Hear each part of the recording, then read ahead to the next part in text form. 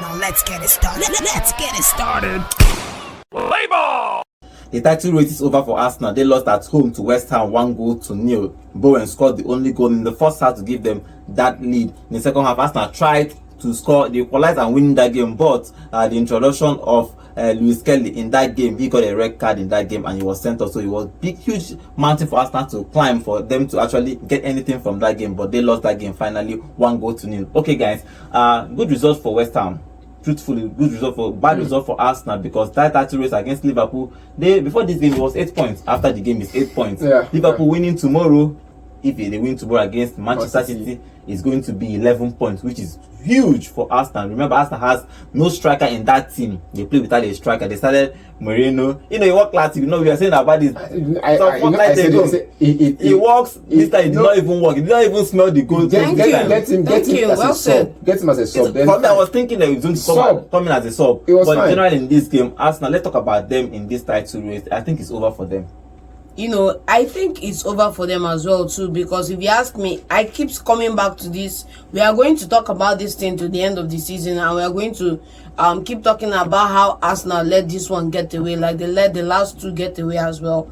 And this one is a little bit more pathetic, because in this one you could have stemmed the tide of these games as they are unraveling by doing a signing in January, by getting one or two players into the squad in the winter window to at least have attacking options. And they said no, we are going to find a solution in-house, and I'm still waiting for the solution to show up. And I remember last week when I said that thing after they won that game thanks to Moreno, I said that life is 98% principles and 2% miracle. You can't build your life on the 2% miracle, which is Moreno bailing you guys out week in, week out. We saw it this week. Baba started that market. Alpha, no goals, no nothing, and it's the end of the game for them. Moreno, because even throughout the season, all of the season, the attacking line, the creation process, the attacking line has not been functioning for Arsenal. Let's not, because of last week he walked out, he scored 2 goals from the bench. We won't sum the whole season on based on they don't have a striker. All season they've had strikers. You have to sum it on them not having strikers. Now, all seasons last week the talk was that we have Moreno, we don't need this thing. No, we can go, we can do this one, we can do that one. How far? How market? Per game. I tell you, I judge the coach's performance and the team's performance per game. Then at the end of the season, we'll do a total sum up and minus. We'll do a total calculation of how the team fared at the end of the season. But for me, last game, substitutions, he got it spot on. Moreno coming in to get the 2 goals was excellent. The fluidity up front was working at some point, but at some point it stopped working because of the lack of creation from midfield. All season, Arsenal has lacked that creation from midfield. So the question now is, he made a choice, Sterling or Moreno. He chose Moreno. And that's not another problem. I think he should start Sterling. Because look at last game. For me, I prefer Sterling. Last game we talked about Moreno, 13 touches, 2 goals, and most of 2 goals, and I think 13 total touches, 4 in the opposition's area, 2 goals from the 4, which means he had 4 passes. He had received 4 passes in the opposition box team, and he scored 2 goals from it. In this game, he started from the beginning, and if you look at throughout the game, he was dropping deep into midfield. Yes, I noticed. You noticed that it was just one area up front and Trossard. It wasn't really Moreno. Moreno was not really up front there trying to create or score a goal. He had a couple of touches here and there in the opposition box team, but yet he wasn't as a striker. He wasn't at the first 9. He wasn't anywhere near, because I think the defense line for West Ham was 5 defenders, and they were bullying any other person that came close. Look at the academy graduates guys starting and shutting down one. They don't want to had the performance of his life in this match again, but yet the connection between him and the attack line was missing. Trossard, on the other hand, was totally shut down by Misaka. So I'm just saying, in general performance, all season, Arsenal has not really created enough chance, and they've not really buried enough chance. Okay, let's talk about the goal. Bowen scoring that goal. Good goal for him. Good goal. That goal got them all 3 points. Well, it was good to see Jared Bowen back in the score sheet. But I don't want to talk about his goal. I want to talk about the saves he made. 2 saves from the Declan Rice shot. One from what's it called? Are you talking about your goalkeeper? No, not the goalkeeper. Bowen. There was a shot from the Declan was on target, but he had to lay in front of it. He had to sacrifice his body in front of it. And if that ball has skipped him, it would have been a prayer goal. You get one from that. I think he was defensively good, and in his ability to win back the ball, they went on the counter attack. And I was feeling like, okay, Wamsaka released the ball early to Mohamed Kudus, but that didn't happen.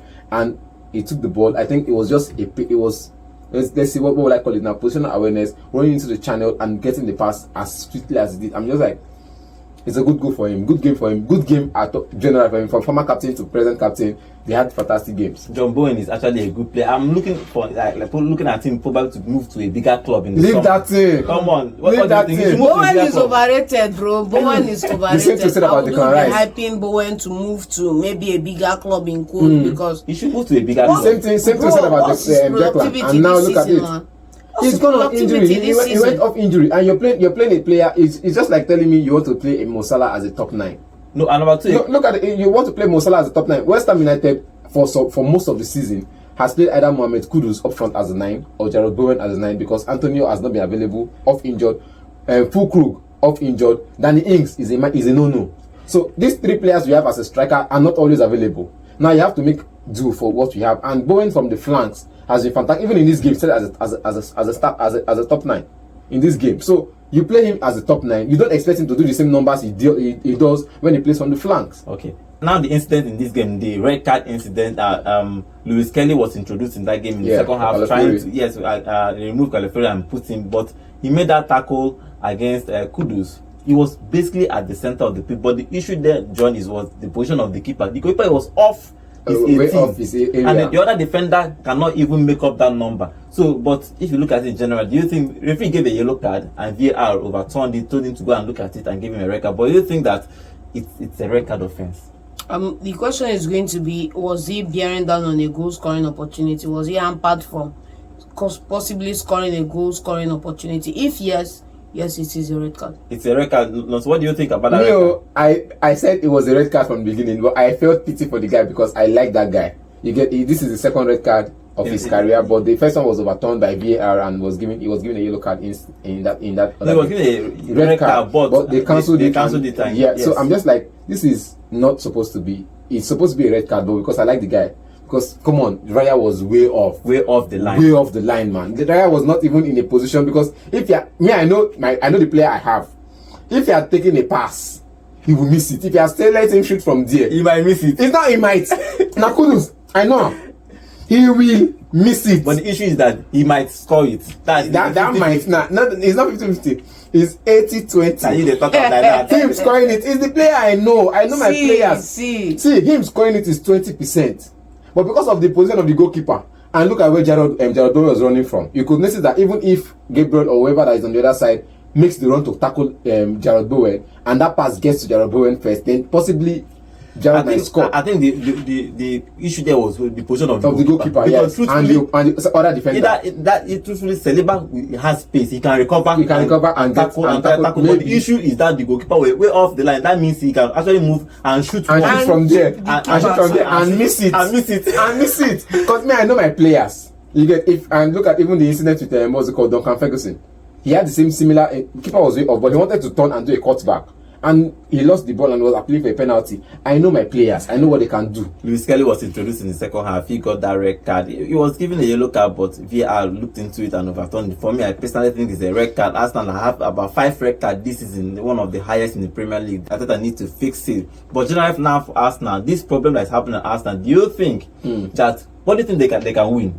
Do you think that they win? Can they? You know, they were drawn against PSV in the Champions League. If they win. If they manage to win, Real Madrid or Atletico. If they manage to win that game, but for the Premier League, I think it's just off. Let them just. It's not like we say. It's not over until it's over. Come next season. It's still wide open in the still wide open in the sense that City could go ahead and beat Liverpool tomorrow. And the points remain 8. Points remain 8. Is now going on the next match. How it's going to look like? So they're out of the FA Cup. They're out of the Carabao Cup. Then we don't even talk about Carabao Cup anymore. They're out of the FA Cup. The Champions League. I don't see them as a team that's challenging for Champions League because if they survive PSV, they're meeting a Spanish team, which they always struggle against. They could be meeting Atletico, which always, Madrid. like I said, Real Madrid. Like I said, a Spanish team. Arsenal have beaten Real Madrid in times past. Let's not come here and make it out friendly to be matches. Not in the Champions League, knockout stages. How in knockout stages, Henry man. scored that goal that knocked them out of the Champions League. Yes, So now they reached the finals. The trip to Paris. Yes. Okay, they knocked them out in the knockout because of stages. this 1 or 2 incidents. Now I want to hype Arsenal. I'm just saying that it's not an habitat that they are out of the Champions League. I'm just saying it's always difficult because I said it about London teams going to Germany. is always difficult. Bro, until For somebody Arsenal. does it, you cannot say that it's impossible. It's always. I'm not saying it's impossible. I'm saying you look at the difficulty. You look at the records of how difficult it has always been. It's always difficult. Arsenal against Spanish teams. See, the truth is, London teams against German teams. no, It's the always truth is that difficult. playing against Atletico or Real Madrid is going to be a tough thing. Whether you are playing coming from Mars, you are coming from anywhere you are coming from, is they are going to be a tough team. But let's see what happens with Arteta and the boys. He decided not to buy a striker in this January, and everybody can see the consequences of that decision that they made just 2 days after to the end of this winter transfer. They bid for Watkins. Everybody knew that bid will not fly because they want to please Arsenal fans. Now look at now, Havertz is out. Now they have to play Merino as a striker. I don't know how they are going to manage that, even though that Saka and Martinelli might come back, but it's not enough for them to do anything. But let's see if tomorrow happens. If Manchester City does them a favor tomorrow and win, then it still remains 8 points with 1 game ahead of them, so it's still possible for them to win. But let's see what Arteta and the boys is going to be doing till the end of the season, if they are going to still challenge for this league, or probably Liverpool will just win it, or probably they might win the Champions League. Everything is possible in football. For this particular game, they lost against Westham 1-0.